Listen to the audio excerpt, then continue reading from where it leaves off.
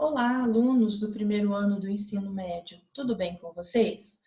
Com o objetivo de enfatizar o conteúdo da aula que foi dada hoje, vou fazer um resumo e deixar disponível para vocês.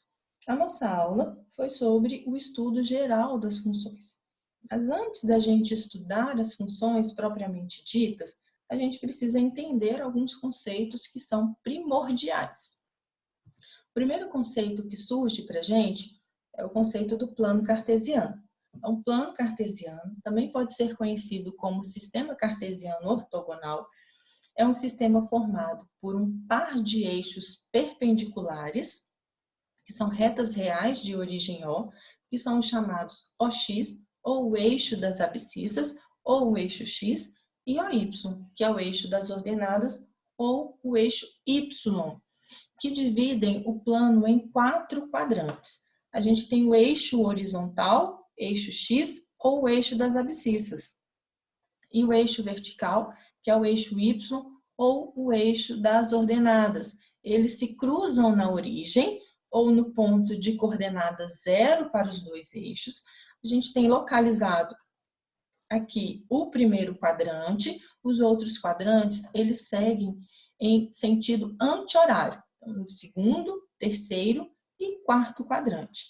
As coordenadas de cada um dos pontos do sistema cartesiano são dadas por pares ordenados, que vão ser sempre descritos na forma de abscissa e ordenada. Então, a informação vem sempre com a coordenada x primeiro e depois a coordenada y. Dado um ponto com coordenadas AB, sendo A a coordenada x e B a coordenada y, num sistema cartesiano ortogonal, a gente tem que se A for maior que zero e B também maior que zero, esse ponto ele está localizado no primeiro quadrante. Se A for menor que zero e B maior que zero, esse ponto vai estar localizado no segundo quadrante. Se A for menor que zero e B também menor que zero, esse ponto está no terceiro quadrante. E se A for maior que zero e B menor que zero, esse ponto está no quarto quadrante.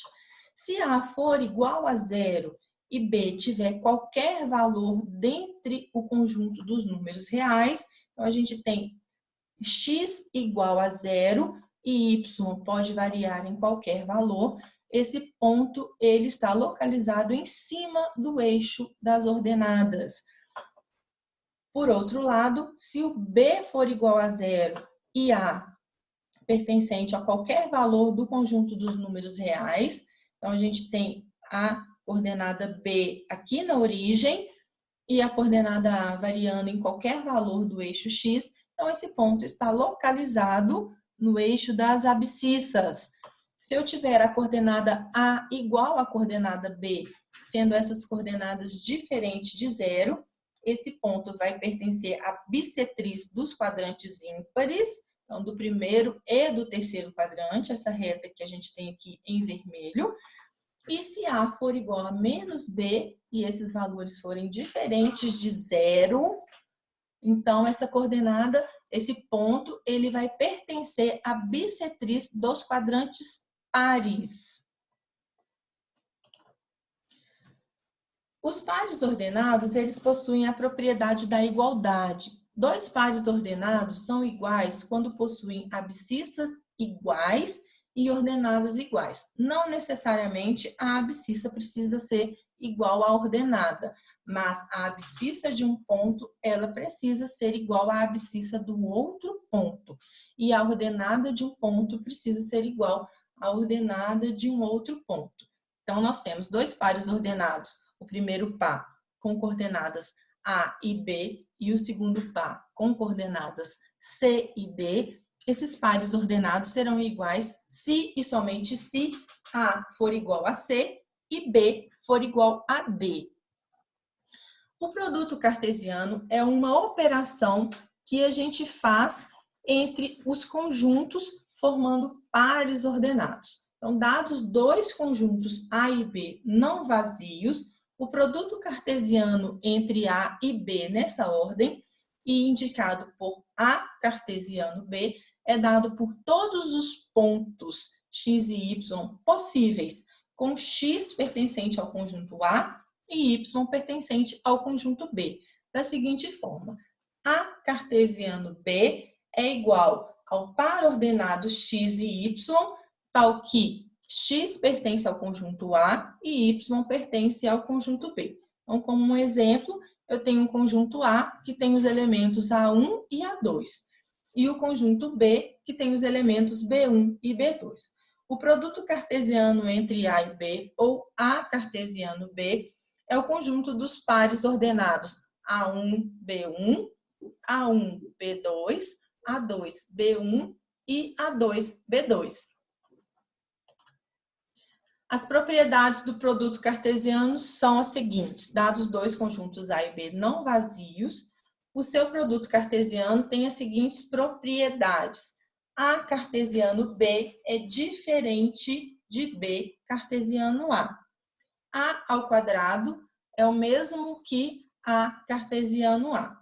A cartesiano a um conjunto vazio é igual vazio. E vazio cartesiano a vazio também é um conjunto vazio. O número de elementos do produto cartesiano entre os conjuntos A e B é igual ao número de elementos do conjunto A vezes o número de elementos do conjunto B. A gente tem as relações binárias. Essas relações binárias, elas vão ser a lei de associação de uma função.